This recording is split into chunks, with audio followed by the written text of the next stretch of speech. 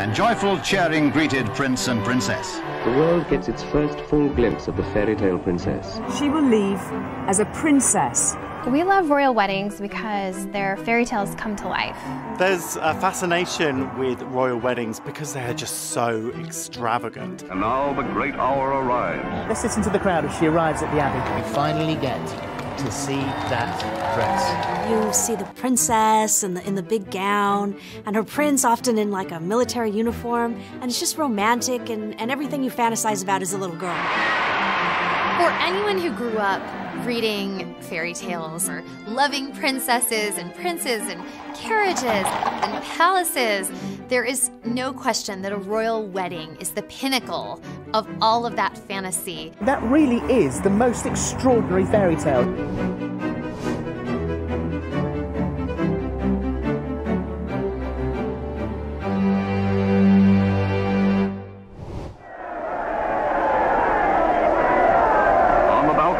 Kings and queens have appeared unnumbered times on great occasions. The young couple happily share the supreme day of their lives with their countrymen. Princess Elizabeth and Philip, Duke of Edinburgh, were married in 1947, just 2 years after the end of World War II. When Princess Elizabeth and Philip got married, coming out of World War II, which was a time of such hardship, the whole country, really the whole world, was looking for a reason to celebrate, so it really kind of brought everyone together. Elizabeth was 21 years old and next in line to the throne. Philip was a dashing 26-year-old Navy lieutenant with ties to the Greek and Danish royal families. Elizabeth and Philip have a really sweet love story. They first met when Elizabeth was just 13 years old, and she was immediately smitten by Philip. He was this dashing naval officer. It was very easy to see why Princess Elizabeth was so taken with him. During the war, Philip went off to serve. The Queen kept in contact with Philip, and Philip would write letters to the Queen during this time. The connection was really cemented. Then after the war, Philip came back and they started spending time together at Buckingham Palace, and soon after, Philip proposed. And the Queen, in quite unusual manner of the time, said yes, without checking with her father, without checking with royal officials. And this kind of really typifies the strength of character that the Queen has. But at her father's urging, she and Philip agreed to keep their engagement a secret for a full year until she turned 21. So it really was a sweet, romantic story, and they were very much in love. On November 20th, 1947, a year and a half after the couple's secret engagement, Elizabeth and Philip were wed at historic Westminster Abbey. And now the great hour arrives, and as the state coach, with Elizabeth and the King, is escorted to Westminster Abbey by the household of cavalry guards, a sovereign's escort. Everyone was really excited for this wedding, and the footage is really incredible. To see 500,000 people lining the streets of London to watch Princess Elizabeth and her father, King George VI, ride in a royal carriage from Buckingham Palace to Westminster Abbey. The coach draws up at the west door, and His Majesty pauses to help the princess alight. There's a moment's delay, due, I imagine, to the 15-foot train of the princess's most beautiful wedding gown. Then, with her father, the royal bride enters for her marriage to the man of her choice. Of course, this was a huge event, and there were 2,500 invited guests inside Westminster Abbey. And of those guests, 28 were members of European royalty, including 6 kings and 7 queens. So this was a really impressive turnout for such a historic occasion. Here is seen the thrilling bridal gown of ivory satin, delicately embroidered in crystals and pearls. Princess Elizabeth's dress was absolutely beautiful. It was a long-sleeved, ivory silk creation. It had 10,000 pearls sewn onto it and had a 15-foot train. It was actually inspired by a Botticelli painting called Primavera. And the central figure in the painting wears this beautiful white draped ivory gown, and it also had these roses affixed to it, and it really did look like the gown from the paintings. It is a radiant bride-to-be, the loveliest the old abbey has ever looked upon. Elizabeth and Philip take their places on history's pages. To the stirring strains of Middleton, they march as man and wife toward the west door amidst nearly 3,000 invited spectators. At this time, this was really the most access the British public had ever had to a royal wedding, because it was the first to be broadcast over radio, and it really brought the British public into Westminster Abbey, even if they couldn't be there in person or even on the streets of London. From the solemnity of the Abbey, the great pageant starts toward Buckingham Palace, the young couple now occupying the state coach. And it was also the second wedding to be filmed, and though it wasn't broadcast live on television, since television wasn't really ubiquitous yet, but it was shown on newsreels later, so people really got to feel like they were there and feel like they were part of this celebration. They proceed with a brilliantly uniformed mounted guards through throngs estimated at 2 million. In post-war England, everything is rationed except cheers, and the enthusiasm mounts to a new high. Thousands jam the square before Buckingham Palace, and the cry goes up, "We want Elizabeth." There is a tradition of, after a royal wedding, that the royal family gather on the balcony of Buckingham Palace and meet the nation. And when this happened with Princess Elizabeth and Prince Philip, the crowds went wild. There was such a huge cheer, and it was a really great time of celebration. 3 generations of the royal family now appear, but it is the young bride and groom who really rule England this day. Princess Elizabeth and Prince Philip's love story really meant a lot to the British people. And it was something that, wasn't about war, it wasn't about politics. This was just a young couple in love, and that was something to celebrate that had no ties to something that made them unhappy. Elizabeth and Philip's wedding was the beginning of an incredible 70-year marriage, the longest in British royal history by 2 decades. The first 5 years after their wedding were arguably the best of their lives. They lived a pretty quiet life, relatively speaking. Philip was in the Navy, and they spent time in Malta during his naval service, and they also welcomed 2 children, Prince Charles and Princess Anne. But then her father died in 1952 and made Elizabeth the Queen, something they weren't expecting to happen for several years to come. So suddenly they were forced to adapt and take on this whole new life full of royal duties and assume the position of being the face of a nation. Prince Philip has been by her side through it all. They really have this epic love story, married for 7 years. They have 4 children, 8 grandchildren. They've had this really big family that's, full of love, and everyone's so close, and, it's a really sweet testament to their bond. In the proud words of King George, "Our daughter has married the man she loves." Everyone here in the grounds of the palace must have been captivated by Grace's charm and beauty. Long before Charles and Diana, this was the fairy tale.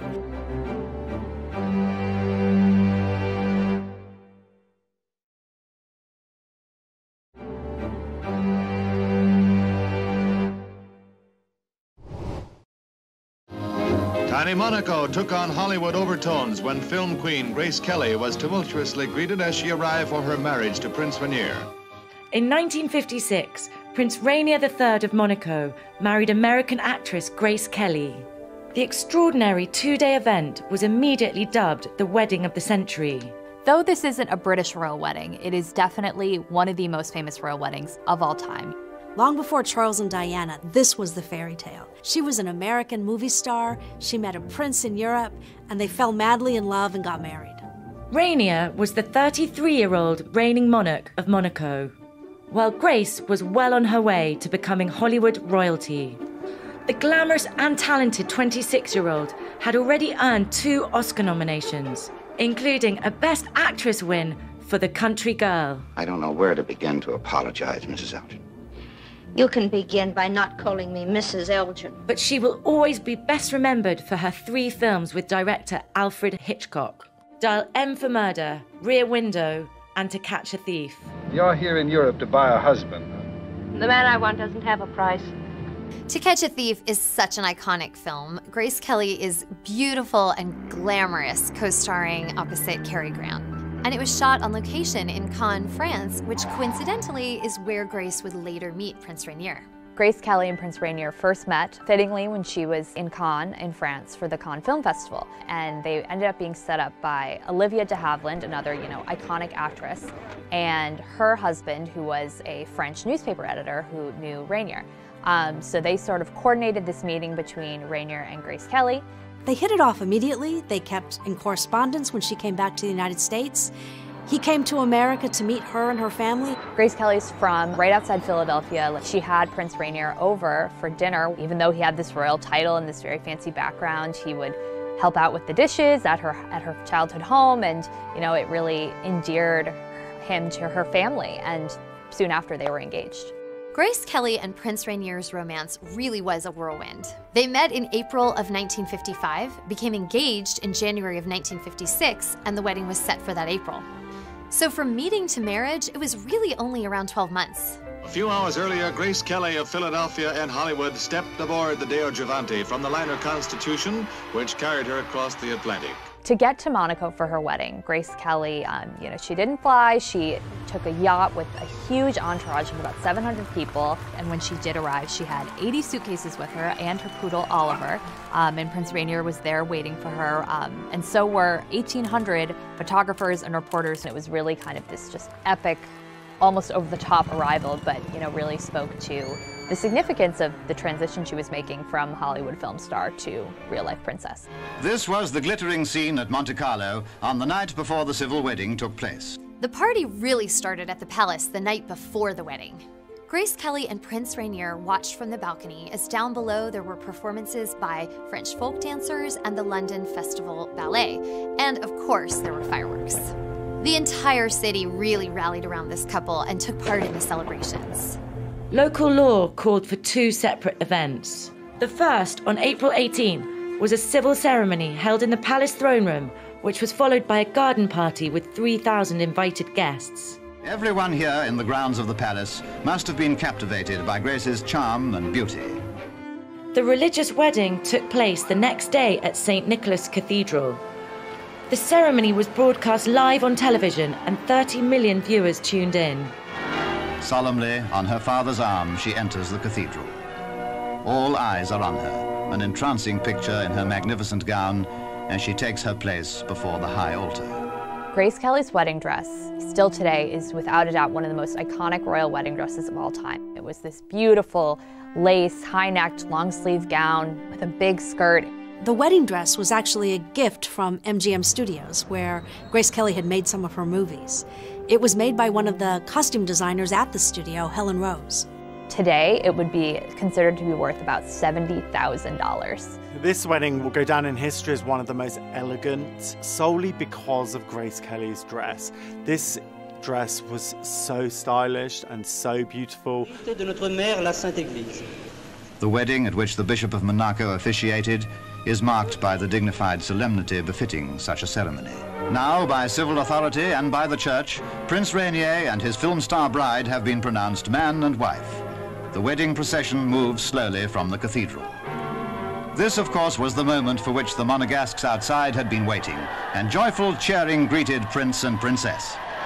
After they left the church, there were thousands of people waiting outside and lining the streets just hoping to catch a glimpse of the new prince and princess. I think that people really responded to them as a couple because they seemed so much in love. From the first time they met till after their children were young adults, they really seemed like the kind of fairy tale that you wanted them to be. Our story ends with the scene at the harbor, as the princess, carrying her poodle Oliver, arrives with her husband to board their yacht, in which they were leaving for their honeymoon. And it goes without saying that as the royal couple left, all good wishes went with them for long life and happiness. After Grace Kelly's marriage to Prince Rainier, where she became Princess Grace, she did give up her film career. She was only 26 years old at the time, and even though she had won an Oscar, it still was pretty early on. So it really was a big loss for Hollywood. And instead, she focused on being a wife and soon a mother and, her duties as the Princess Consort of Monaco. Though she had to give up her acting career, being a princess in a beautiful country on the Mediterranean isn't such a bad trade. The loyal subjects shouted gleefully, "Long live the prince and his beautiful princess."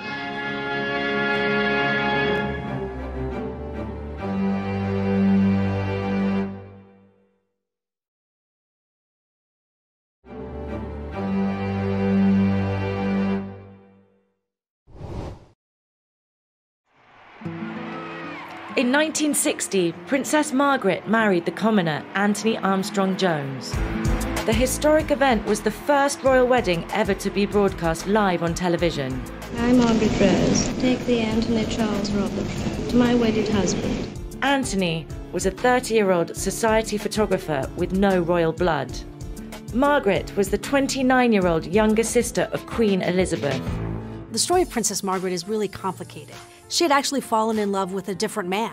Princess Margaret's first love was a man named Peter Townsend. He was a bit older than her, and he was a military hero during World War II. They fell in love when she was in her late teens, early 20s, but he was a divorcee. And at the time, that was a huge no-no in the royal family because of the views of the Church of England on divorce. And so for Margaret, that meant she wasn't able to marry the man she considered the love of her life. And it really broke her heart. Princess Margaret, as she got older, became a very, cosmopolitan, almost like kind of a new royal, and she ran in very cool circles, with more artists or celebrities, and that led her to meeting Anthony Armstrong-Jones, who was a very famous photographer who had actually shot portraits of the royal family. Anthony Armstrong-Jones was an easy sell to the rest of the palace because they knew him.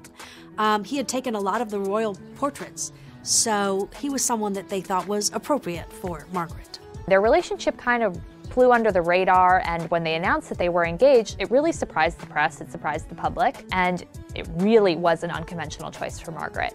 He was the first commoner to marry into the royal family in 400 years, which is kind of baffling when you think about it now, when you think of people like Kate Middleton and Meghan Markle marrying into the royal family, both of whom are commoners.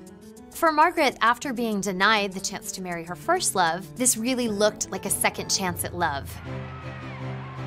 Through cheering crowds of hundreds of thousands, Princess Margaret rides to Westminster Abbey on her wedding day.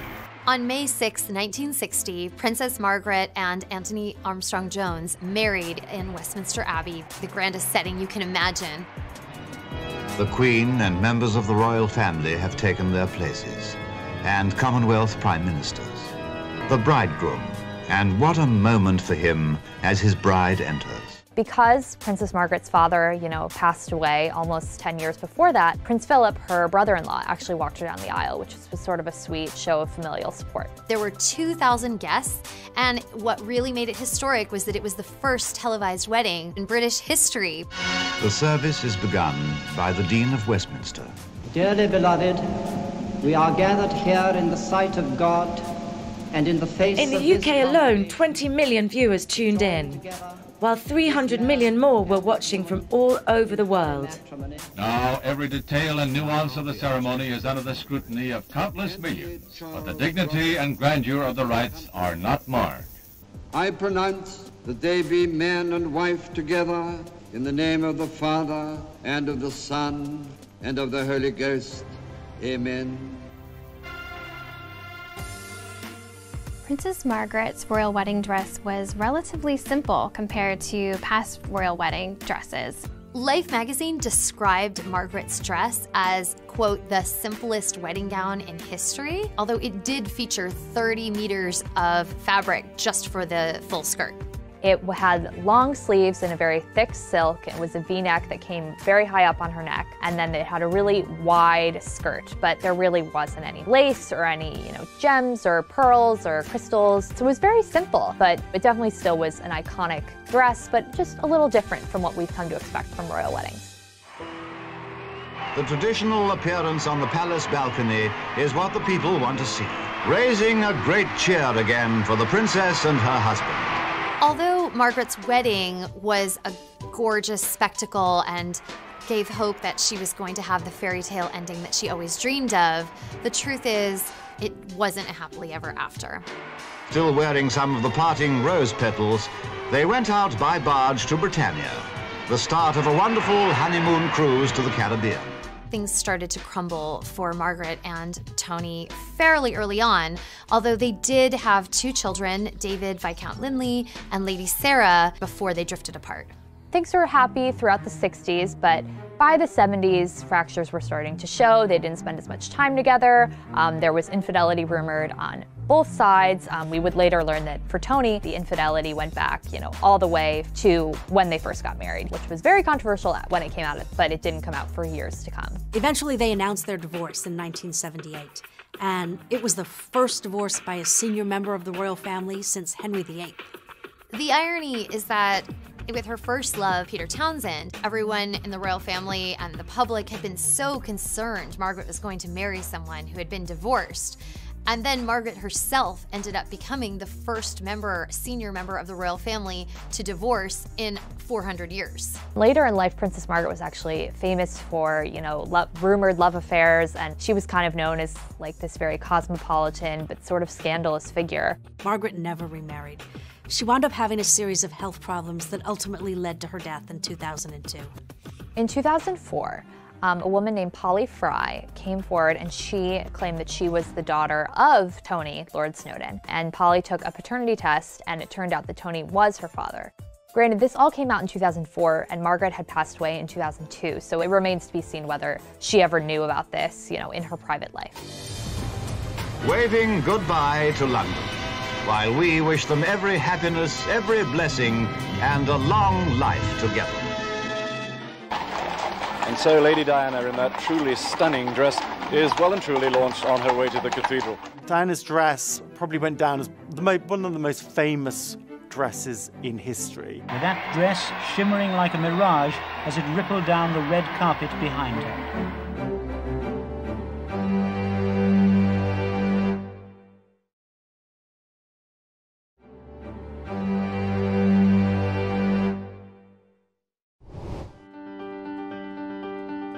If there's any heart that hasn't been won over by her today, it can kindly surrender now. When Prince Charles married Lady Diana Spencer in 1981, it was widely seen as the ultimate fairy tale wedding. But sadly, looks were deceiving. The irony of this royal wedding is that the person Charles had been having an affair with, Camilla Parker Bowles, attended the wedding, and Diana actually noticed her as she walked down the aisle. Diana was the 20-year-old daughter of British nobility. Charles was the 32-year-old heir apparent to the throne. It's funny to think about now, but Prince Charles really was the world's most eligible bachelor back then. Diana was born Lady Diana Spencer, so she was an aristocrat. She was young, she was a member of the Church of England and had a title. She was a virgin, which was a big thing that mattered when it came to marrying an heir to the throne back then. So, it was just sort of like, she's perfect. Charles was facing a lot of pressure to find someone, so they kind of were engaged very quickly, and it seemed like this whirlwind romance. I think we all wanted it to be this romantic fairy tale, but when you look back, there were certainly clues that it wasn't going to end well. There was a large age difference between Princess Diana and Prince Charles, and really, they just had totally different interests. Another huge obstacle was Camilla Parker Bowles. Camilla had been Charles's first really serious love, and they had ended things, and she had gone on to get married to someone else. Well, by the time Charles met Diana, he and Camilla had reconnected, and Charles found it very difficult to turn off his feelings for her. Charles and Diana gave a very memorable pre-wedding interview where the interviewer asked them if they were in love. I'm amazed that she's been brave enough to take me on. And I suppose in love. Of course. Diana said immediately, yes, of course. And then Charles just sort of looked off to the side and said, whatever in love means. Whatever in love means. And it was in that moment that the veil was sort of lifted. Well, it obviously means, your own interpretation. Obviously means two very happy people. Yes. Once again, congratulations. Well, from us, congratulations. Thank you very much. Very kind. So the cracks were starting to show even as they were engaged, but the world kind of didn't really notice and was very taken by what they saw was a fairy tale romance. As if by royal appointment, the weather on the great day is perfect, giving London a touch of summer magic. The wedding day, July 29, 1981, was declared a national holiday so everyone in the UK could join the celebration. The ceremony was broadcast live in 74 countries, and a staggering 750 million viewers tuned in.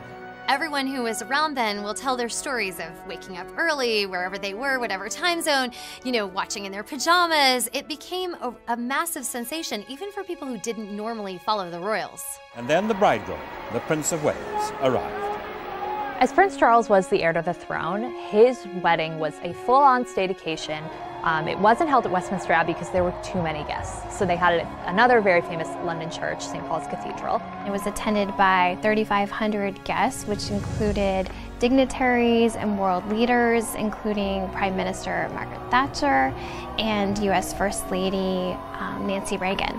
Prince Charles and Princess Diana apart is Diana's worldwide appeal and charisma. She had already really become a superstar by the time she married Charles.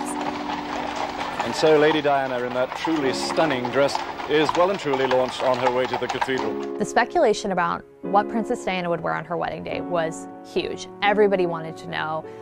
It was actually so much so that the designers actually had a second dress prepared just in case the first one leaked.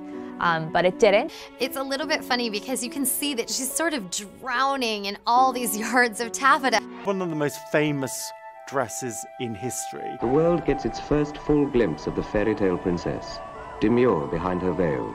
It was just so voluminous and so 80s and so princessy. And the wedding dress that has been a carefully guarded secret. Resplendent ivory silk taffeta, trimmed with antique lace and a long, long train, all 25 feet hand embroidered. It was just yards and yards of ivory taffeta. And in fact, designer Elizabeth Emanuel, who co-designed the dress alongside her then husband David, later said that her vision for the dress was that Diana was a butterfly coming out of the chrysalis. As bewitching and romantic a bride as ever touched the heart of the world.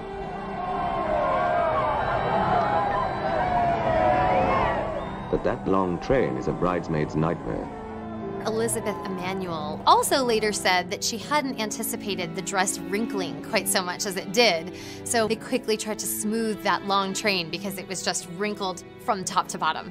Already mesmerized and couldn't wait to see this superstar become a superstar bride. Diana Frances, wilt thou have this man to thy wedded husband, to live together according to God's law, in the holy estate of matrimony, so long as ye both shall live? I will. Charles and Diana's wedding was such a massive spectacle that it came with a very massive price tag. Adjusted for inflation, it cost $110 million, which is a lot steeper than the wedding of William and Kate, which was a relatively frugal $34 million. And the roar welling in thousands of throats outside. It all lent another kind of warmth to this London summer's day, with that dress shimmering like a mirage as it rippled down the red carpet behind her. Despite the concerns surrounding this marriage that were sort of present even from the beginning, there was a really, truly romantic sweeping moment atop the balcony at Buckingham Palace after they had exchanged their vows. And this is what they're waiting for, an appearance on the balcony of Buckingham Palace, which has seen so many royal and national occasions in the past. Again, everyone who watched the wedding remembers their kiss. He kisses Diana's hand. They look at each other with an adoring gaze that you would expect from newlyweds. A kiss, which receives a roar of approval from the crowd, who call the couple back and back again onto the balcony. It's hard to argue with 500,000 people who know what they want. And every single one was rewarded by this tender kiss. They seemed to be a happy couple in those early years. Right away, they had 2 adorable sons, William and Harry, and they seemed good together. But we found out later it really wasn't all that it seemed. Well, there were 3 of us in this marriage, so it was a bit crowded. Charles was still hung up on Camilla and eventually started to have an affair with her. Diana sort of followed suit, and she also had several affairs. And things really just were very tense between them. In 1992, 11 years after their wedding, Charles and Diana separated, and by 1996, their divorce was final. Charles seemed to move on, and he found his happily ever after with Camilla. But Diana was searching for what she was going to do next, and then it all kind of came to a terrible, tragic end in Paris. Confirmation from Buckingham Palace tonight that the world has lost Princess Diana at age 36, dead in a car crash in Paris. Looking back on Charles and Diana's wedding, it's really bittersweet because on the one hand, it's the most magical day anyone could have imagined, and it still captivates the public imagination. And on the other hand, we all know that it ended in heartbreak and tragedy. But one of the biggest gifts from Charles and Diana's wedding was this next generation of royals who really energized royal fans around the world to follow their lives, their loves, the charities that they've supported through the years. And we see that in all of the admiration and affection for Prince William, for Prince Harry, for William and Kate's children, and it keeps going. A new princess for Wales, and the shyness seemed gone, replaced by a genuine wonderment that so many people should want to share her joy.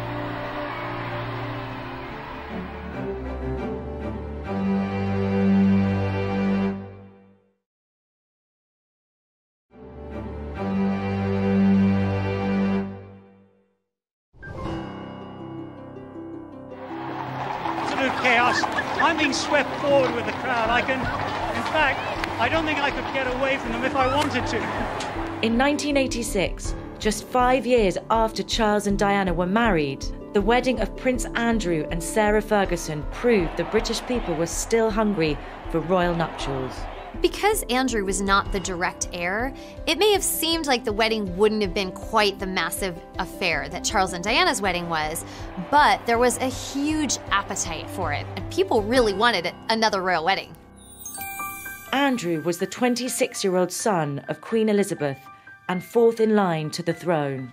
Sarah was the 26-year-old daughter of a retired major in the British Army. Sarah Ferguson was the daughter of a very influential military veteran, and he definitely had elite connections, but she was untitled, she was a commoner, she wasn't a member of the royal family or the aristocracy. Prince Andrew and Sarah Ferguson had actually known each other and overlapped in similar circles since childhood. They were reacquainted in 1985 at Royal Ascot when actually Princess Diana played matchmaker and reintroduced them. This really was a love story. Andrew really did adore Sarah, and so did the British public to begin with. Her name was Sarah Ferguson, but very quickly on, the public dubbed her Fergie, and that's a nickname that's really lasted until today. It was easy to see why the public was excited about Fergie. She was young, she was fun, she had that fiery red hair. She didn't always have everything quite smoothed out, and I think initially that endeared her to a lot of people. The excitement mounted as the bridegroom appeared through the gates of Buckingham Palace, complete with his new titles and his best man, Prince Edward. Prince Andrew and Sarah Ferguson married on July 23, 1986 at Westminster Abbey, and the wedding was attended by 2,000 guests. 500 million people watched it on television, and another 100,000 lined the streets outside the palace. But it was the bride and her dress that everyone was waiting to see. Ivory silk Duchess satin, embroidered with honeybees and thistles, emblems from her coat of arms. Fergie's dress was quintessentially 80s. It has these big puffy sleeves, almost looks like she's wearing shoulder pads. She also wore this extensive taffeta train, huge full skirt.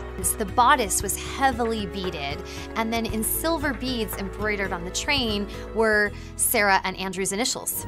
A few last-minute adjustments, and the ceremony passed off with scarcely a hitch. I, Sarah Margaret. I, Sarah Margaret. Take thee, Andrew Albert Christian Edward. Take thee, Andrew Albert Christian Edward. To my wedded husband. To my wedded husband. In the footage of the wedding, you can really see Princess Diana smiling and looking very happy, and clearly she was pleased that this relationship that she had sort of, sowed the seeds for ended up blossoming into something that turned into marriage. With a quick look back and a thank you, the couple stepped out into the sunlight and the cheers from the crowd. The Duchess demonstrated her own energetic version of the royal wave on the way back to the palace. One of the sweetest and most spontaneous moments in Andrew and Fergie's wedding is when you see a young Prince William run up to his Uncle Andrew and give him a hug. It's just so fun to watch. People lined the streets and waited outside Buckingham Palace for them to come out on the balcony, and everybody really wanted to see them kiss. And so they were yelling, "Kiss, kiss," and Prince Andrew even kind of toyed with the crowd, and he goes, "What? What?" The crowd asked for it, and the crowd got it. They did share a kiss for all the people on the balcony, which was such a sweet moment. The kiss, the grand finale to a perfect day when everyone had difficulty suppressing a smile.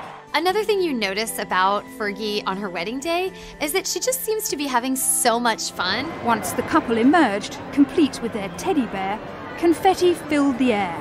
It seemed to get everywhere.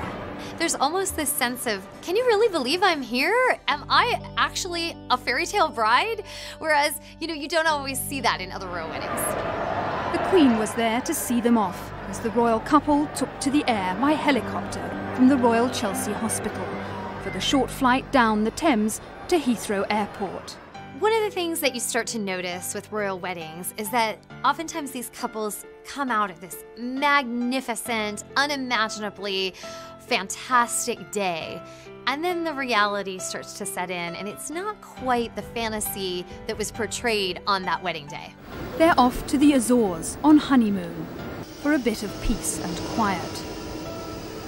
Things were really happy for Fergie and Andrew at the beginning of their marriage. They quickly had 2 daughters, Princess Beatrice, and then 2 years later, Princess Eugenie.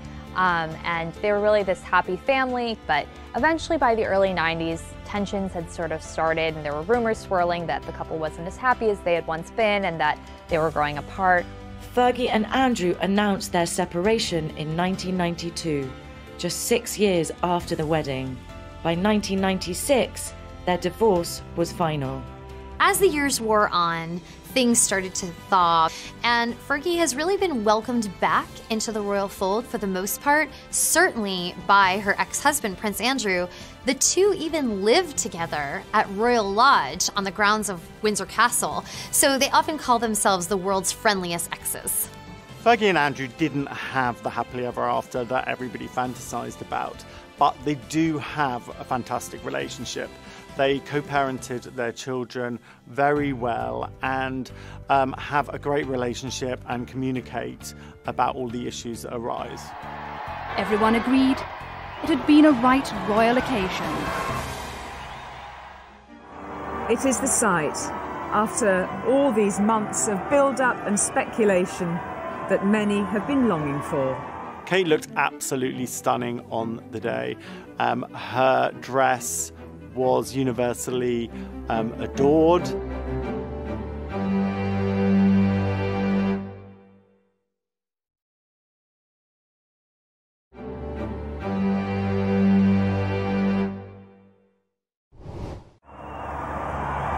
And a lovely moment, because the Queen has allowed the royal couple some time on their own for the crowd to take that first glimpse in as they emerged onto the balcony.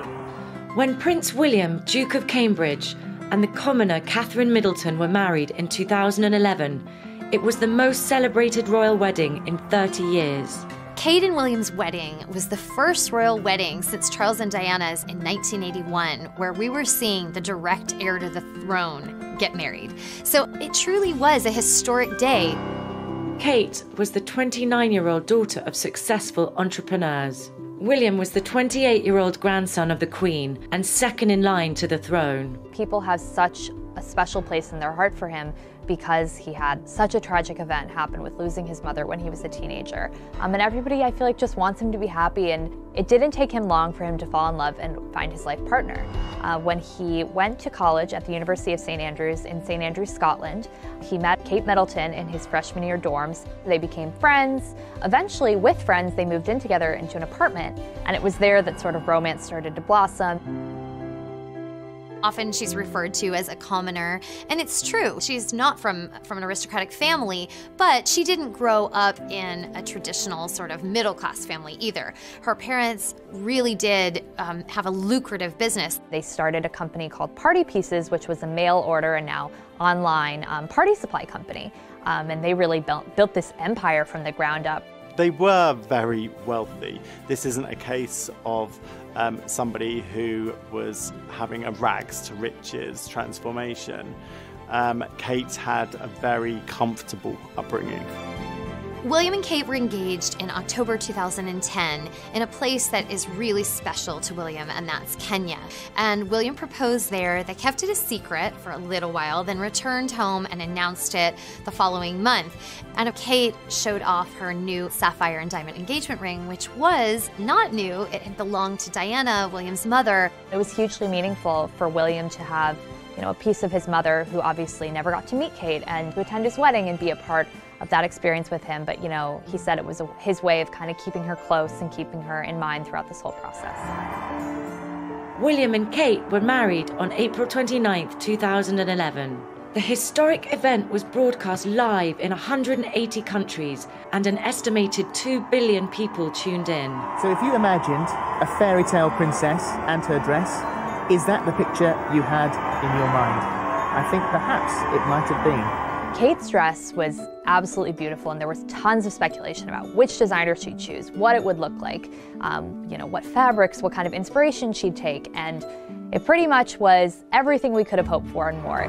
It is the sight, after all these months of build-up and speculation, that many have been longing for, and she's taking a moment to give the crowd a wave. It was a gorgeous gown. It was designed by Sarah Burton for Alexander McQueen. It had a lace long sleeve, so a little more modest. It had a beautiful big skirt, a long train with lots of detail sewn onto it, and then there was a V-neck on the dress. Kate looked absolutely stunning on the day. Her dress was universally adored. You always need something borrowed on your wedding day, and Kate had a great one. The Queen actually lent Kate her tiara, and it had 1,000 diamonds on it. The Queen herself told William, "This day is about you and Catherine. Make the guest list how you want to make it."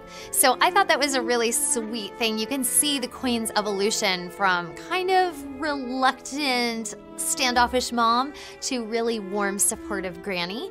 So William did just that on his wedding day. They had 1,900 guests, not exactly a small affair, but it was pared down significantly thanks to Queen Elizabeth's advice. Of course, it wouldn't be a royal wedding without Sir Elton John, who was in the audience. Victoria and David Beckham were there. It really was a party atmosphere. Of course, one of the big standouts of the day were Princess Beatrice and Princess Eugenie, William's first cousins, who wore those elaborate, memorable fascinators atop their heads. And they really became a meme before anyone even knew what a meme was. But it was Kate's maid of honor, Pippa Middleton, who really kind of stole the show. Pippa Middleton in a beautifully sleek, elegant dress. Nobody knew who Pippa was before this, but she wore this really beautiful white dress, and it really hugged her backside. Cameras got hold of the backside of a stunning maid of honor carrying a future queen's train. The question on just about everyone's mind at that moment, who's that girl? She really had this world stage to showcase her incredible body, and she embraced it. And in fact, I think she was the sexiest bridesmaid ever. And stepping into the spring sunshine, the new royal couple, the Duke and Duchess of Cambridge. It was really sweet to see Prince William, this person who everyone wanted to be happy after, the death of his mother, seem so happy and seem so in love, and, something that was clearly a love match and a really strong partnership. They look really quite relaxed and very happy, waving to the crowd. At this point, they had been together for almost 8 years. And you don't get to 8 years of dating without being really in love and really knowing the other person. And everyone was really excited to see that. We can see some movement there behind those curtains, and here we go. Oh wow, she says. Oh wow. There was a lot of love for them as a couple. Kate felt like just the right match. She's never set a foot wrong. She felt very steady. She felt very committed to him, and it was something that gave Royals fans a lot of hope that this marriage was totally the real deal. A convertible Aston Martin emerging from the gates of Buckingham Palace. They drove off in an Aston Martin from Buckingham Palace. The license plate said "just married," and it was so cute and really such a surprise for the crowd that they were, driving off like any normal married couple. Prince William in the driver's seat. What a view the crowds are being rewarded with. It looks as though Prince Harry may have been at work on this vehicle. Prince William and Princess Kate have really had such a happy and wonderful marriage so far. They had a few years to themselves before they started their family, but they welcomed Prince George, their first child, in July 2013. Over the next 5 years, William and Kate had 2 more children, Princess Charlotte and Prince Louis. Kate has really blossomed in the role of princess. She seems to do it all effortlessly. She looks great. She relates to people so naturally. She's the perfect princess. What a thing for Kate Middleton to end up on the balcony of Buckingham Palace. Who would have thought? I mean, that really is the most extraordinary fairy tale. She comes. Here comes the bride. All right. This is the first time we got to see Meghan as a princess. And she really did look the part. She looked every bit the Princess Bride, incredibly regal and ready for this moment. This is when you finally get to see that dress.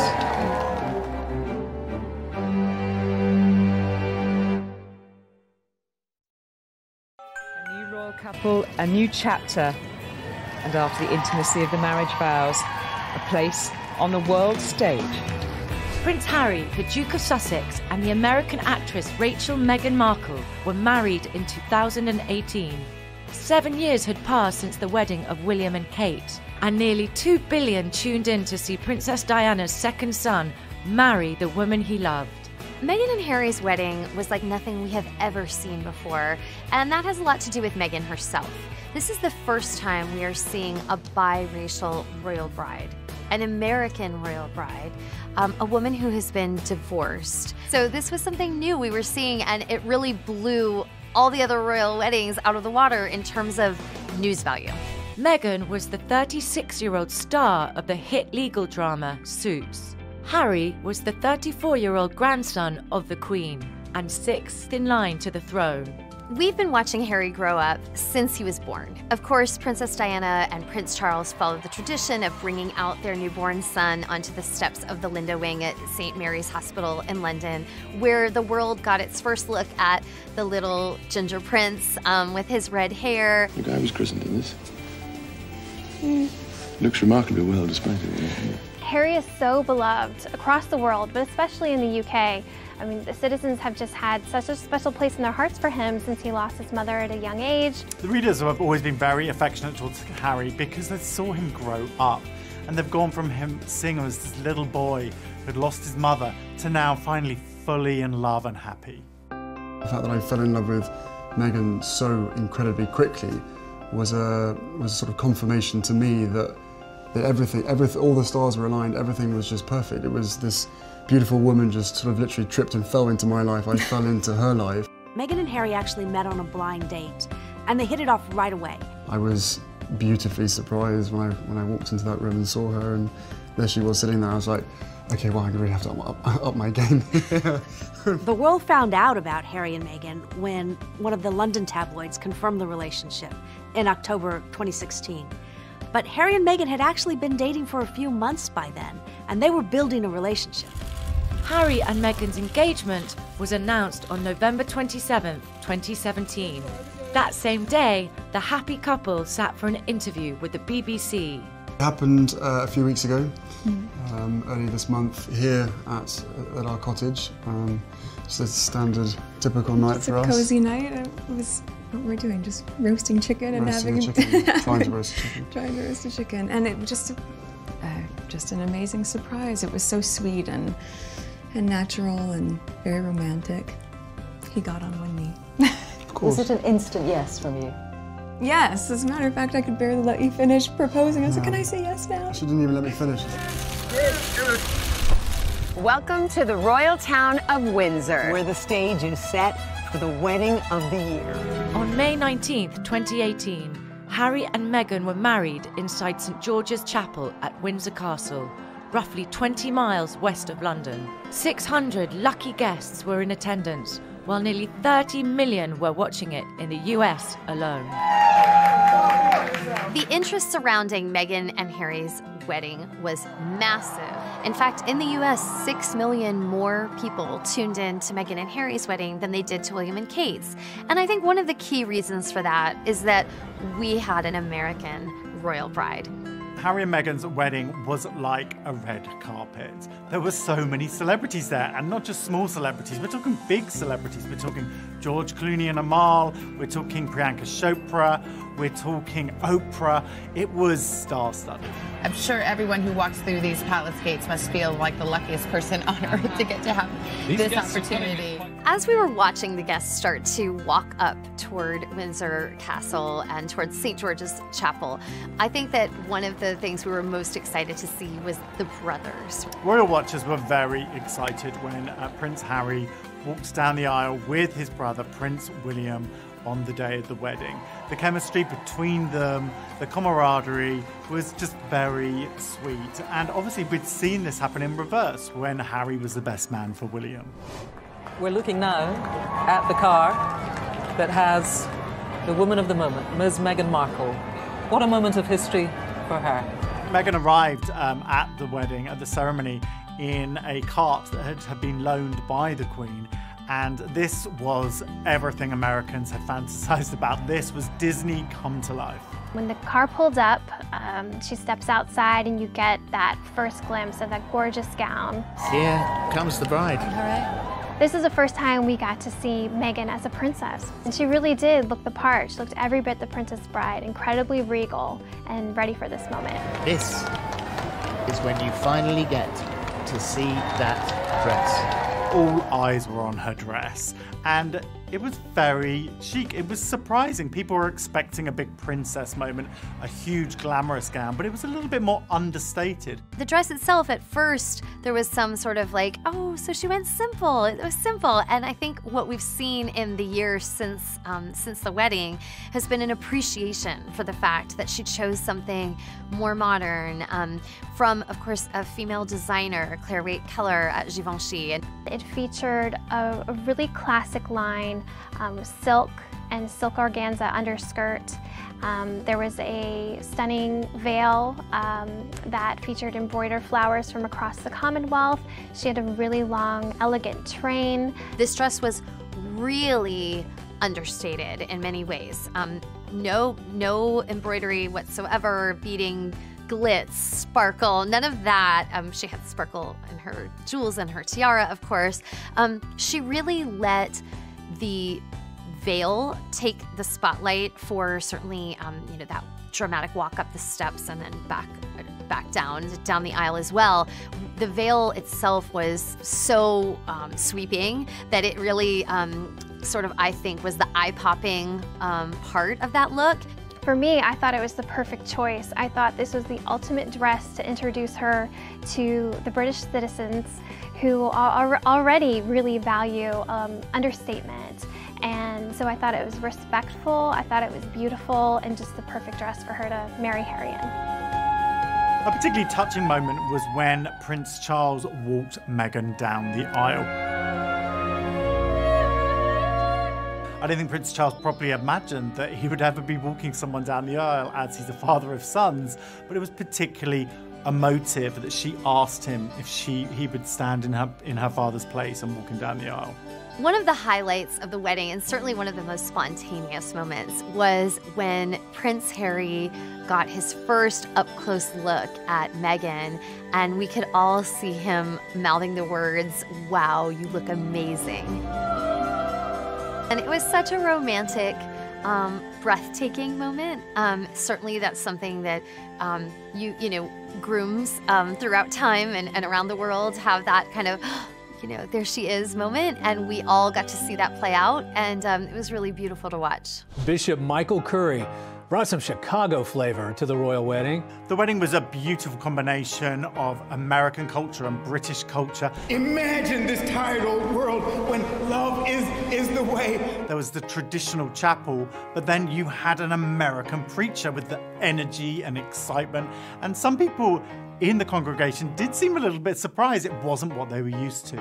You just tell the love of Jesus, how he died to save us all. Oh, that's the balm in Gilead. The reaction to Bishop Michael Curry was all over the faces of everyone in the audience. You could definitely see a lot of inquisitive looks on the faces of a lot of the royal family members, just kind of not sure what they were watching. What we saw was a lot of kind of surprise, a little dismay, a little maybe even discomfort among the royals. I don't know that that was necessarily because they didn't approve. I don't think it was that. I think it was that this was something they have never heard in an Anglican church like this before. And it just really caught them by surprise and was out of their usual comfort zone. We must discover love.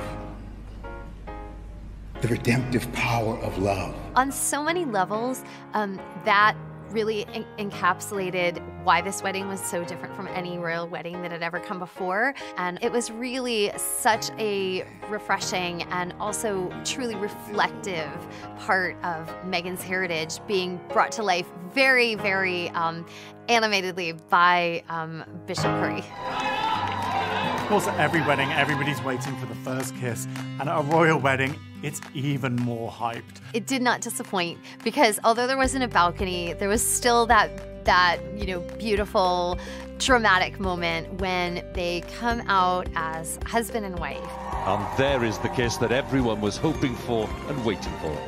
After they tied the knot, Meghan and Harry went on their epic carriage ride through the streets of Windsor. Salutes everywhere, and the royal family and everyone else waves on. And this was really a time for them to celebrate with the rest of the public. There were tons of signs and well-wishers, and you could just see Meghan and Harry laughing and smiling throughout this 20-minute carriage ride. After the ceremony, the couple attended a luncheon at Windsor Castle before heading off to a reception at nearby Frogmore House, hosted by Prince Charles. We saw Harry come out in this classic black tux, and then Meghan gave everyone the Hollywood moment they were waiting for when she stepped out in her Stella McCartney halter gown. And then the Hollywood moment just continued when they stepped into this beautiful Jaguar, and it was just this really cool moment seeing them drive off together as husband and wife on their way to celebrate.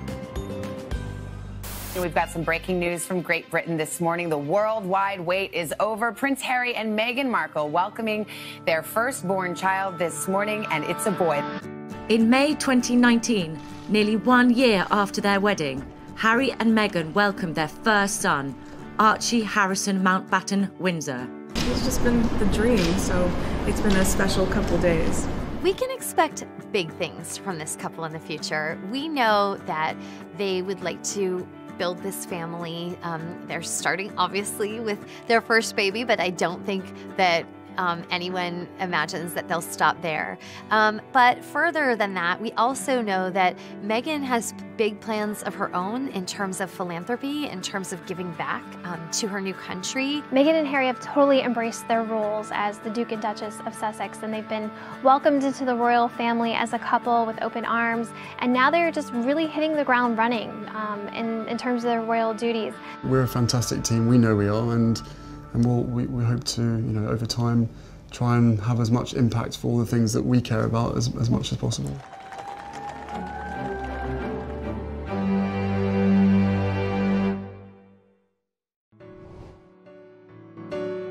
In 2018, just 5 months after the wedding of Harry and Meghan, St George's Chapel played host to yet another round of royal nuptials, when Princess Eugenie of York married the commoner Jack Brooksbank.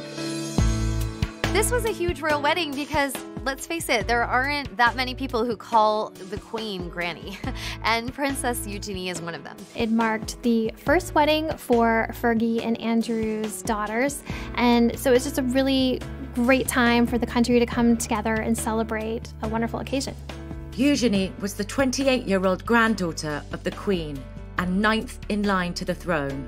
Jack was a dashing 32-year-old businessman and socialite son of successful entrepreneurs.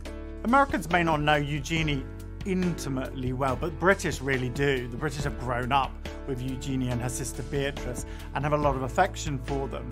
In America, I think they're probably most famous for turning up at Kate and William's wedding, wearing some fascinators that kind of stole the show in many ways. It's the hats, including these Philip Tracy designs worn by Princesses Beatrice and Eugenie, that made the most impact. She grew up with her grandparents and her parents, Prince Andrew and Sarah Ferguson, Fergie, at all the various palaces and castles, and she herself was raised at Royal Lodge, which is at Windsor. Jack is a successful businessman. He is a wine merchant. He's also a global brand ambassador for Casamigos, which is George Clooney's former tequila company.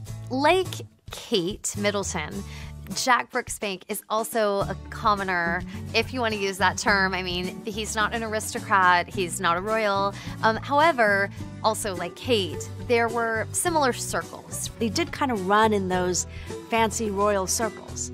And he met Princess Eugenie when they were on a ski trip. They have said in their engagement interview that, in fact, they really locked eyes on each other on that vacation and that it was love at first sight. We were skiing, weren't we? In a friend's place in Nendas, next to Verbier.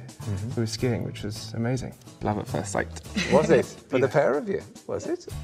And they dated for 7 years before Jack proposed, and they went on to announce their engagement to the public. I think for a lot of royal fans, their first introduction to really seeing Jack and Eugenie's relationship was in their BBC engagement interview. Jack, did you get down on one knee? I did get down on one knee. You did? Yeah. What we saw in that interview was just a head over heels in love couple. We saw, Eugenie kind of hanging on Jack's every word, making googly eyes at him, he doing the same right back at her. They seemed genuinely in love. I love Eugenie so much, and we're just very, very happy and over the moon for what is to come, and just very, very excited to spend the lifetime together, which is amazing. On October 12th, 2018, Jack and Eugenie exchanged vows inside St George's Chapel at Windsor Castle. There were 850 guests in attendance, and another 3 million were watching on Facebook, Twitter, and Instagram. It was the first time in history that a royal wedding was streamed live across the royal family's official social media accounts. Eugenie and Jack's wedding marked the second really big royal wedding of 2018. Of course, just months prior, in the same chapel, her cousin Harry wed Meghan. It's a beautiful space. It's actually where Prince Charles and Camilla got married, so it has a little bit of family history there. Hold on to your hats. Fascinators are flying in Windsor this morning as gusts of wind batter the celebrities as they arrive at the year's second royal wedding. There was a celebrity turnout for Eugenie's wedding that surprised a lot of people. There were some guests there we hadn't expected. Demi Moore was there. Cara Delevingne was there. She wore a menswear tuxedo, which she accessorized with a top hat and a toothpick. And that was a fun look. And she was one of the few who managed to keep her hat on. In fact, it was such a windy day that many of the guests were literally holding on to their hats. Naomi Campbell was there, Ricky Martin was there, so it was a really fun mix. Fergie disembarking right in front of the chapel, arriving with her daughter, Princess Beatrice. Of course, she also had her royal family members by her side, so William and Harry, Meghan and Kate, the Queen, her grandfather Philip, and her parents, Andrew and Fergie. This being a royal wedding, all eyes were on Eugenie when she stepped out of her car. And she chose a stunning princess ball gown designed by 2 British designers, Peter Pilotto and Christopher DeVos. What a beautiful dress. Looks absolutely stunning on her. When Eugenie entered the church and we got that first view from behind of the open back, there were gasps, not only because it was so beautiful, it was a really exquisite, striking look, but there was a lot of subtext behind that look. This is very deliberate. The focus is on her operation, the scar that will be there, and this is so life-affirming and life-changing for her. What Eugenie later talked about was she wanted to expose the quite long scar on her back, which is a remnant of surgery she had to correct scoliosis as a child. And she, rather than try to cover it up, try to wear a dress that you couldn't see it, she very much wanted to put that scar on display and show that beauty comes in all different forms. It looks different for different people. Scars can be beautiful. Eugenie's dress was very sleek and modern, but it was also very princessy. And she became the first royal bride not to wear a veil. She instead had this beautiful tiara on her head that she'd borrowed from her grandmother. Okay, that is the Queen's personal tiara that she has had something borrowed. Clearly, it was given with love by Granny, the Queen, to her granddaughter. And the two of them share a very, very close bond. And I think that you saw the love between them that day, and then you saw the sparkle on Eugenie's head, which reflected that as well. It was a time where everyone got to see her fully coming into her own. She was beautiful, just so serene and regal on her wedding day. After they tied the knot, they celebrated with friends and family at a reception hosted by the Queen in Windsor Castle. Eugenie and Jack drove to their reception in Aston Martin, one of the rare models that was actually used in the James Bond films. And then hours later, they went on to the Royal Lodge, which is Prince Andrew's royal residence, where they had a more intimate evening celebration. Since the wedding, the lives of Princess Eugenie and Jack have kind of gotten back to normal. I mean, he's a busy businessman, and she's an art director. We kind of expect that they'll have children pretty soon. They've been together a long time, and they both love kids and want to have a family. Any royal wedding is a time to celebrate, to see the royal family come together, to see the Queen out, and this did not disappoint. It was full of a lot of special moments, a lot of pomp and circumstance, and Eugenie looked stunning.